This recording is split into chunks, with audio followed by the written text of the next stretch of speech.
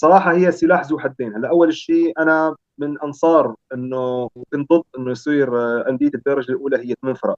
طبعا الأفضل يكون الدوري السوري الدرجة الممتازة المحترفين هو 10 فرق.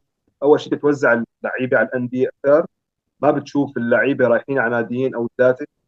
تمام. ثاني شيء بس موضوع إنه ما في هبوط هي السنة سوى نوع من التراخي عند بعض الانديه، انه نحن في لاعبين ما بدنا اياهم، في لاعبين ما فينا نعطيهم، في لاعبين روحوا خذوا اعاره وتعوا نحن من هم راح نهبط. في انديه عفوا في انديه انه خلاص يعني نمشي بالدوري كيف ما كان، نلعب تحت ال20، نلعب بلاعبين ثلاثه رجال.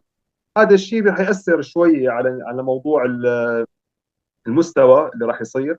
بس بالاخير مثل ما قلت لك اول شيء يعني يشكر انه صار في دوري. اوكي هلا طريقه التجمعات انه تجمع بحلب، تجمع يشمل حماه وحمص والشام، بهالمرحله هي هو الافضل، هو الافضل بصراحه انه هيك يصير.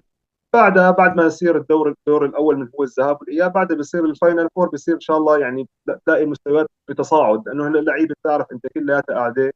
يعني حتى انا واحد من الناس، انا بتمرن تمرين صبح تمرين مساء، انا يعني ما عم بقطع. بس انت هلا بتفوت بموضوع فريق، موضوع 5 على 5، موضوع ترانزيشن، موضوع يلعبوا معك رفقاتك اللي هو كل واحد تمام. محافظه.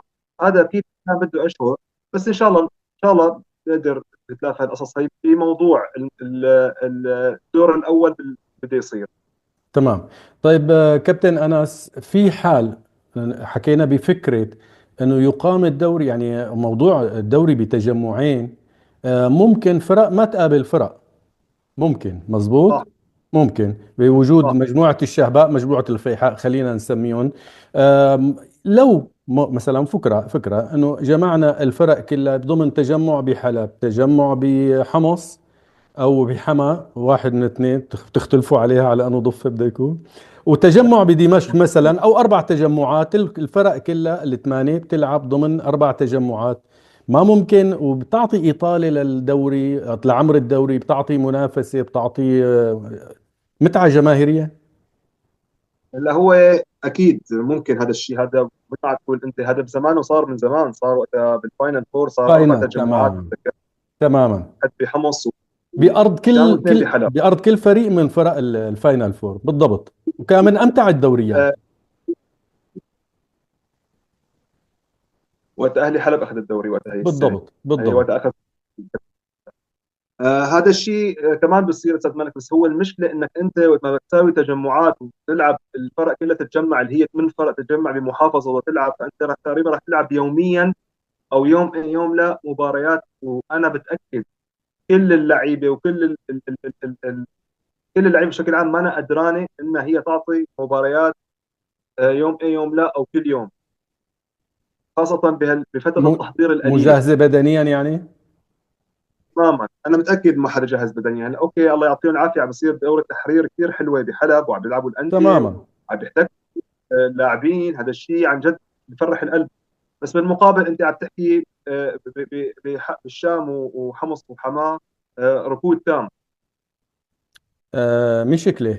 برأيك نبقى على موعد الدوري المقرر، ولا يتأجل شوي لإعطاء الفرصة للأندية؟